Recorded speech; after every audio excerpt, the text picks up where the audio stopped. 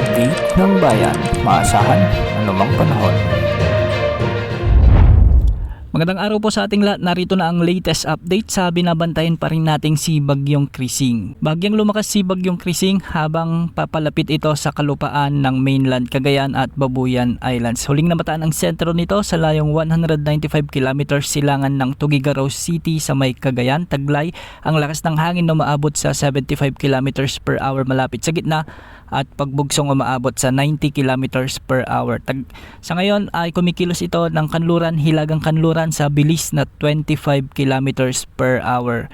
Dahil nga dito nakataas na ang tropical cyclone wind signal number 2 pa rin sa may Batanes, Babuyan Islands, Ilocos Norte, Apayao, Cagayan, sa may Kalinga, Isabela, ang northern portion ng Ilocos Sur, ang northern at central portions ng Abra, ang eastern portion ng Mountain Province at ang eastern portion ng Ifugao. Samantalang signal number 1 naman sa nalalabing bahagi ng Abra, sa may Ilocos Sur, La Union, ang northwestern portion ng Pangasinan, Benguet, ang nalalabing bahagi ng Mountain Province, ang nalalabing bahagi ng Ifugao, Nueva Vizcaya, ang northern portion ng Nueva Ecija, ang buong Quirino at ang northern portion ng Aurora. Ang mga lugar na may tropical wind signals ay pinag-iingat natin sa potensyal na magiging epekto ng Bagyong Krising, lalo na yung mga pag-ulang dala nito, lalong-lalo na sa susunod na 12 oras. Base naman sa latest forecast track nito, ay posibleng maglandfall na ito mamayang hapon or ngayong hapon o gabi sa may Babuyan Islands or sa mainland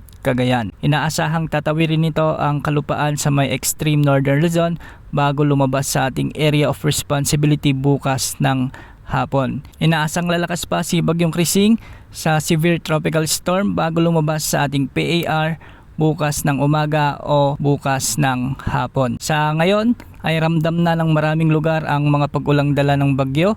Nakataas na rin ang heavy rainfall warning, red warning sa may Ilocos Norte, Ilocos Sur, Apayao, Cagayan, kasama ng Batanes at Babuyan Islands. Ang mga lugar na ito ang potensyal na makaranas ng mga matitinding pagbuhos ng ulan, kaya posible ang banta ng mga malawakang pagbaha at pagguho ng lupa. Samantala, naka-orange rainfall warning naman ang Abra, Kalinga, Isabela, Mountain Province, Ifugao, Benguet, Pangasinan, La Union, Zambales, Pampanga, Bataan, Occidental Mindoro, Palawan, Isabela, kasama na rin ang Antique, Iloilo, Negros Occidental at Ifugao. Samantalang naka-yellow rainfall warning naman ang nalalabing bahagi ng Luzon, kasama na ang Aklan, Capiz, Romblon, Masbate, Negros Occidental at Zamboanga del Norte. Samantala hindi pa man tuluyang tumatama sa Northern Luzon ang Bagyong si Krising, isa pang potensyal na bagyo ang nagbabadyang sumunod at mabuo sa loob ng ating area of responsibility